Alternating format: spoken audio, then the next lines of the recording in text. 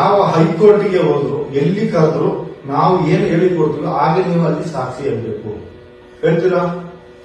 ಹೇಳ್ತೀವಿ ಅಂತ ಹೇಳಿ ಹೇಳ್ತೀರಾ ಅಂತ ಹೇಳಿ ಆಗ ಮತ್ತೆ ನಾನು ಅಲ್ಲಿ ಬರ್ಬೇಕಲ್ಲ, ಒಳಗೆ ರೂಮಲ್ಲಿ ಕೂಡಾಗಿ ಹೇಳ್ತಾರೆ ನಾನು ಲಾಸ್ಟ್ಗೆ ನೋಡೋರು ಉಂಟಲ್ಲ ಅಲ್ಲಿ ಎಂತದ್ದು ಹೇಳ್ತಾರೆ ಅಂದ್ರೆ ನಮಗೆ ಮೇಲೆ ಕಾಮದವ್ರು ಇದ್ದಾರೆ, ಹೆಡ್ಡವ್ರು ಇದ್ದಾರೆ, ನೀವು ಎದುರ್ಬೇಕಾಗಿಲ್ಲ, ನೀವು ಇದೊಂದು ಮಾಡ್ತೀರಿ, ಸರಿ ಮಾಡ್ತೀರಾ ಇಲ್ವಾ?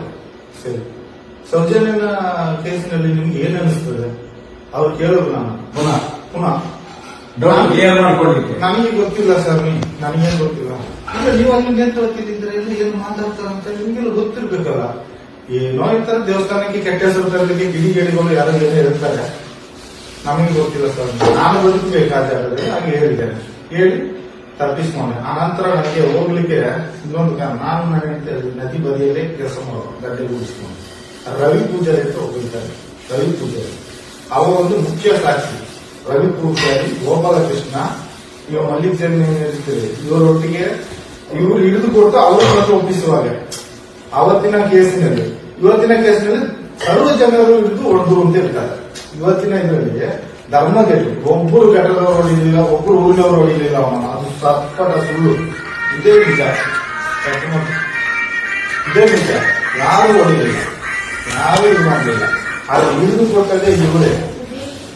ಇವರಿಗೆ ಒಂದು ಮಲ್ಲಿಗೆ ದೇವನ ಹ್ಯಾಬಿಟ್ ಏನಂದ್ರೆ ಅವನಿಗೆ ಬೆಟ್ಟದಲ್ಲಿ ಹೋಗುದು, ಸ್ಟೆಪ್ಪಿನಲ್ಲಿ ಈ ಕಡೆಯಿಂದ ಹೋಗ್ತಾನೆ, ಅಲ್ಲಿ ಬೆಟ್ಟದಲ್ಲಿ ಅದೆಲ್ಲ ರತ್ನವಾದಿಗಳು ಫೋಟೋ ಸ್ಟುಡಿಯೋ ಇಟ್ಟಿದ್ರು ಬೆಟ್ಟದಲ್ಲಿ.